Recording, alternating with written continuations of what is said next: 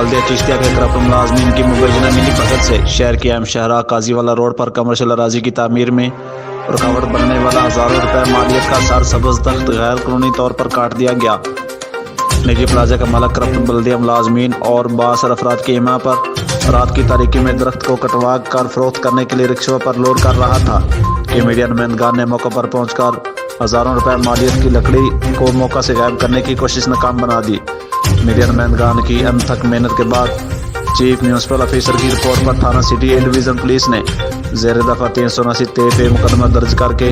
निजी प्लाजा के मालिक को गिरफ्तार करके कार्रवाई शुरू कर दी।